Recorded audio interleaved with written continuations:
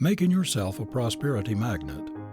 Though culture is the most important business of life, the habit of claiming as our own, as a vivid, present reality that which we desire with all our heart, is a magnetic power which attracts the things we long for. The more persistently we hold the prosperity thought, the more we strengthen and intensify it, the more we increase its power to attract prosperity. Thinking abundance, visualizing prosperity, will open up the mind and set the thought currents toward increasing supply. We are so made that about all we get in life is the reflex of what first flows out from us. Whatever thought you send out will draw to you in the material world a corresponding reality. Every human being is a magnet, the attractive power of which may be developed in any desired direction. Each one can so direct this power that he can draw to himself whatever he wills. Before your life can be really effective, you must make yourself a magnet for the things that will make it so. You must learn how to attract, how to draw to yourself all that will help you to succeed in your work, that will enable you to attain your ambitions. If poverty is holding you down, you can conquer it by making yourself a prosperity magnet. We are living in the midst of a stream of inexhaustible supply. It is one's own fault if he does not take from this stream whatever he needs. What we get in life, we get by the law of attraction. Like attracts like. Whatever you may have managed to get together in this world, you have attracted by your mentality.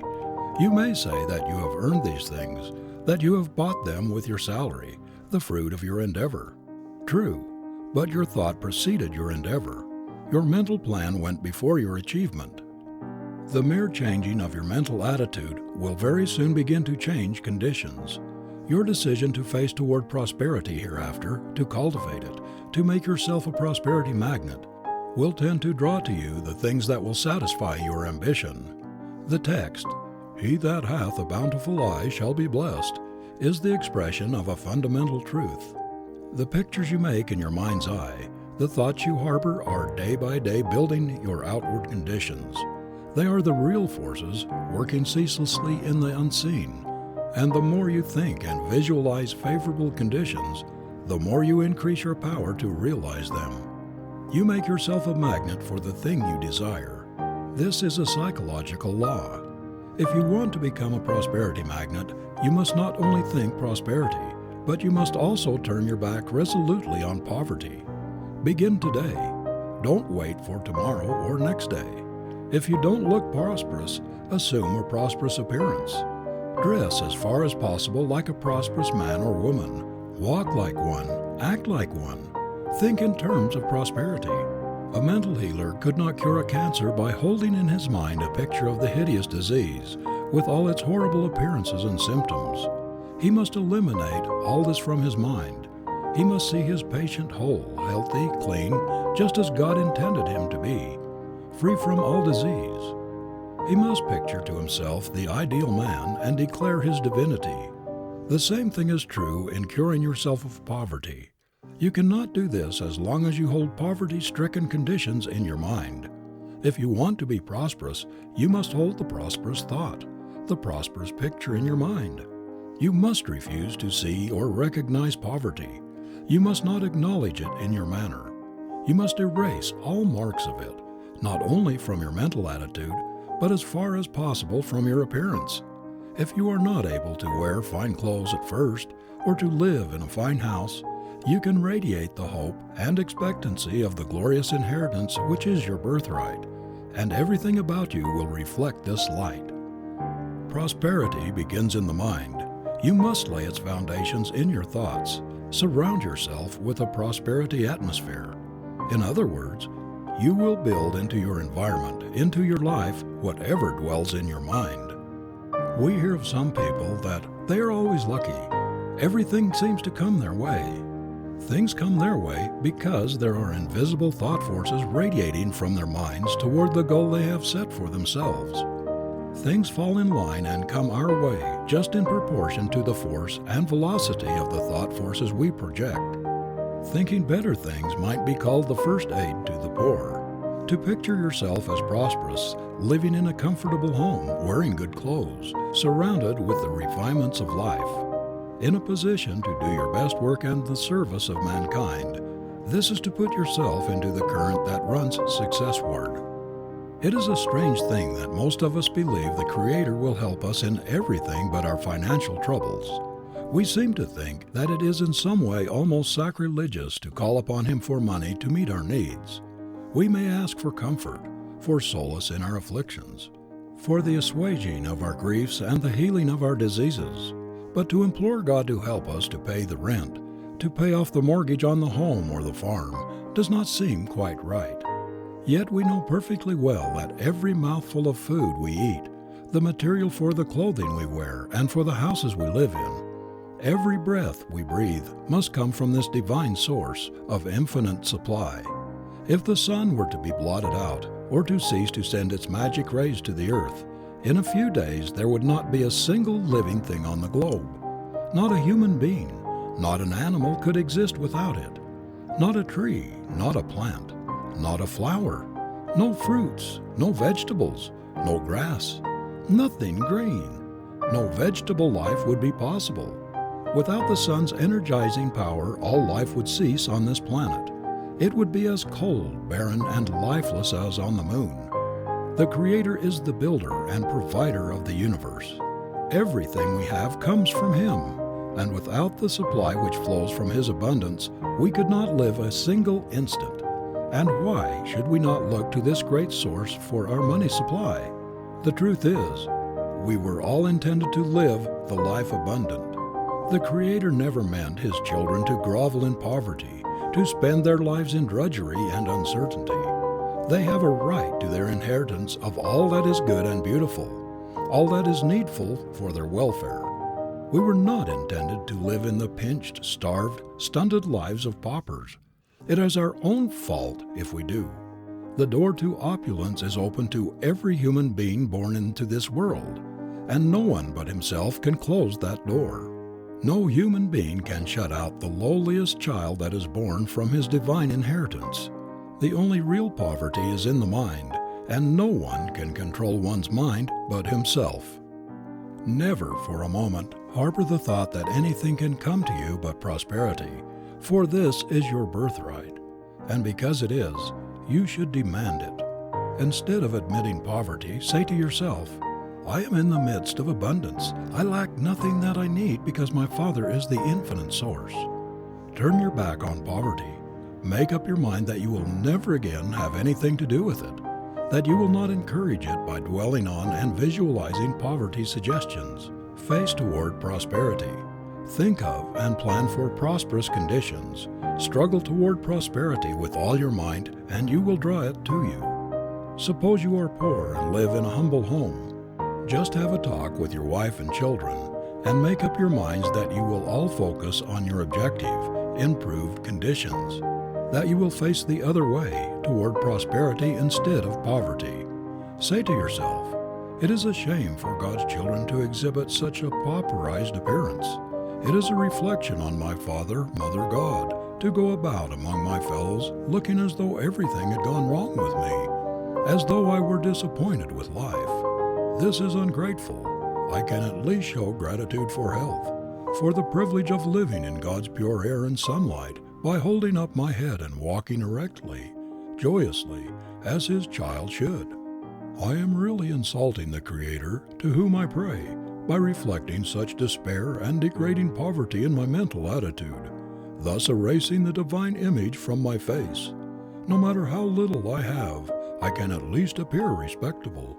I can show that I respect myself by doing away, as far as possible, with the depressing appearance and influence of poverty.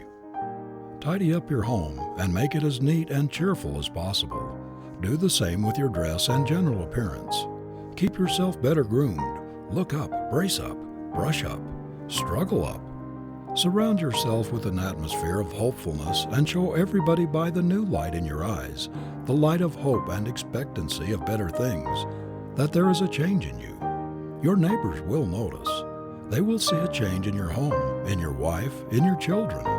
The change in the mental attitude of yourself and family through facing toward the light instead of darkness, toward hope instead of despair, will make a tremendous change in your whole outlook on life.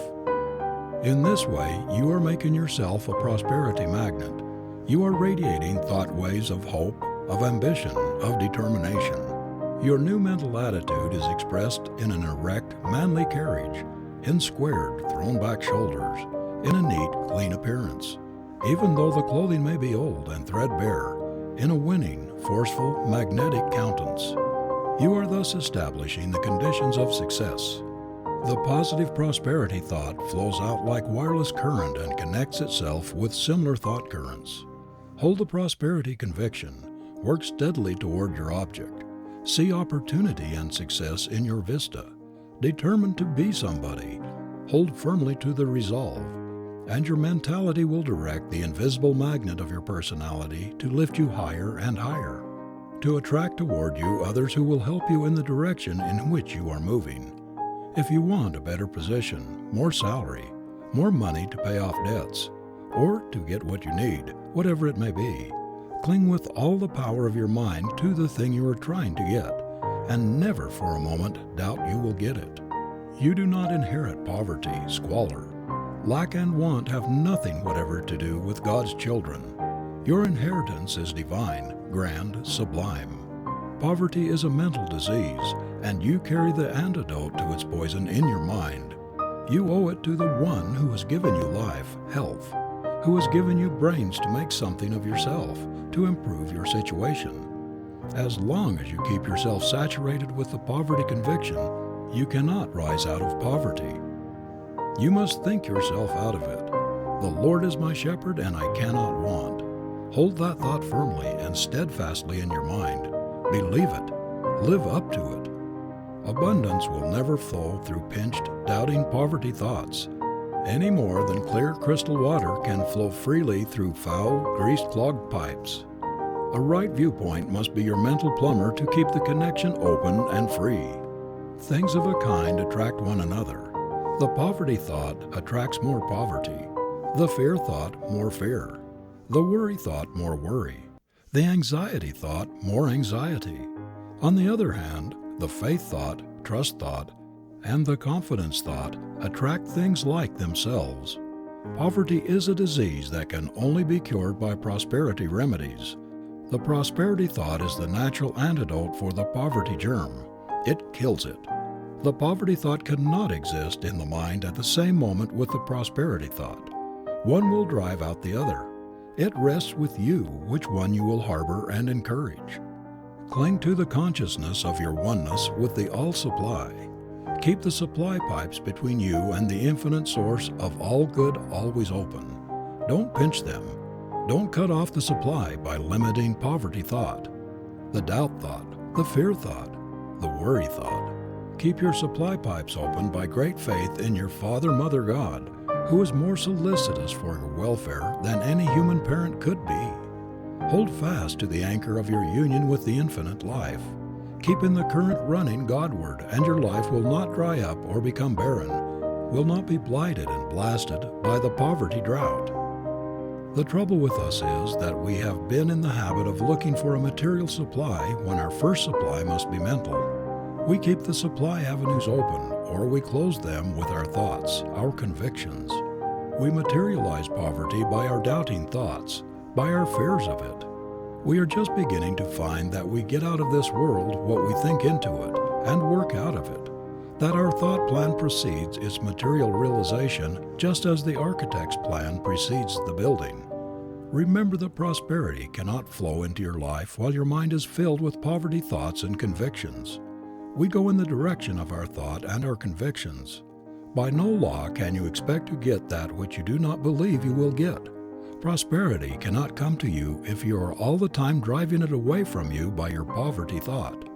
You must think in a positive, determined way that you are going to succeed in whatever you desire to do or to be before you can expect success.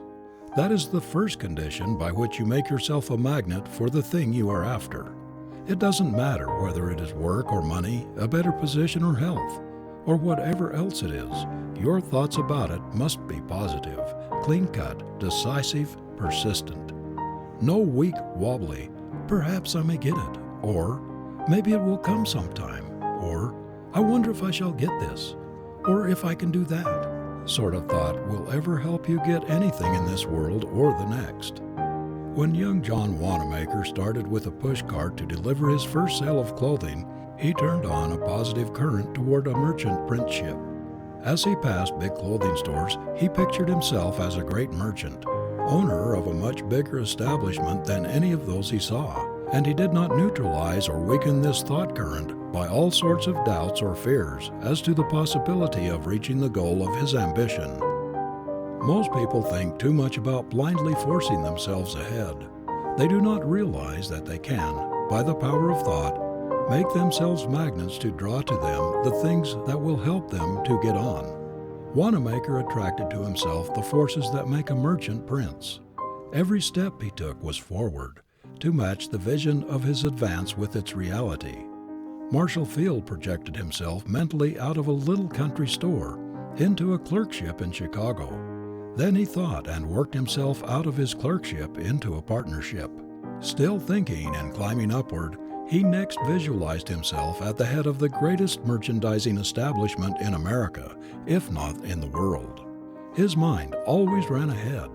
He was always picturing himself a little higher up, a little further on, always visualizing a larger business, and so making himself a magnet for the things he sought. If John Wanamaker had been satisfied with himself at the start, he would have remained in his first little store in Philadelphia, and thus cut off all possibility of becoming what he is, one of the greatest merchants the world has ever seen. If Marshall Field had stopped thinking himself higher up, when the man he worked for in the little Pittsfield store predicted that he would never succeed as a merchant, he never would have been heard from. But Deacon Davis telling Marshall Field's father that the boy would not make a salesman in 1,000 years did not stop him thinking himself ahead. On to Chicago, the city of opportunity, he said to himself, and on and up he went, until the little country merchant who predicted his failure was a Lilliputian in comparison. The story of each of these men is, so far as the success principle is concerned, the story of every man who has ever succeeded in his undertakings. They may not have been conscious of the law underlying their methods, but they worked in unison with it, and hence succeeded. The same thing is true of Andrew Carnegie, and all of the millionaires and self-made men among us who have raised themselves from poor boys to the ownership of colossal fortunes, or to commanding positions in some phase of the world's activities. Anyone who makes the accumulation of a fortune his chief goal, and who has grit, determination, willpower, and sufficient faith in himself to stick to his purpose, will get there. But long before the youth who chooses such a goal has reached it, he will have dwarfed his manhood and shriveled his soul. To get away from poverty is one thing. To set one's heart on money as the ultimate good is another, and quite a different thing. There is a whole world of difference between so saturating one's mind with the thought of money and its acquisition that there is no room for any other aspiration, and the constant dwelling on the black and hopeless poverty thought, the incessant picturing yourself as a pauper until you are so convinced of poverty's hold on you that you destroy the very ability which should help you get away from it. People who are down and out financially are down and out mentally. They are suffering from a mental disease of discouragement and loss of hope. There ought to be institutions conducted by government experts for the treatment of these poverty sufferers, for they are just as much in need of it as are the inmates of our hospitals. They need advice from mental experts. They have lost their way on the life path and need to be shown the way back. They need to be turned about mentally so that they will face the light instead of the darkness. They should be shown that they are stopping up their prosperity pipes, cutting off their source of supply by their pinching, poverty-stricken, limiting thought. Their whole mental attitude points toward failure, toward poverty, and by a natural law their outward conditions conform with the pictures they hold in their mind. This poverty disease could be cured in the case of the majority of down and outs, the failures by proper mental treatments. If the people in the great failure army today could be shown that as long as they hold the poverty thought and go about with a sad, dejected expression on their faces, as though there were no hope in life for them, they will continue to be poor. but that if they will only turn about and face the sun so that their shadows will fall behind them, their conditions will begin to improve. They would quickly take a new lease of life and courage. These mental prosperity treatments would generate in them a new hope that would cause them to brace up all along the line. What a revelation would come to the poor people of the world if they could only eliminate from their minds for a single year the poverty thought. If they would erase from their minds poverty pictures and all the suggestions of grinding want that sadden and discourage. If instead of expecting poverty and all that the idea implies, they could go through 1 year expecting just the opposite: prosperity, visualizing, talking prosperity, thinking prosperity, acting as though they expected to be, as though they were prosperous. Just this radical change of thought, this transposition of mental attitude, the persistent holding of the prosperous viewpoint for a year, would not only change their whole outlook on life, but would revolutionize their material conditions. They would brush up and clean up the things they have. Their ambition would grow. Their new way of looking at life would give an upward tendency to their surroundings. No matter how poor, their squalid aspect would go. Everything would take on a different appearance. There would be a new light in the people's faces. There would be hope there instead of despair. Expectancy of better things would give a glow of cheerfulness to their countenances.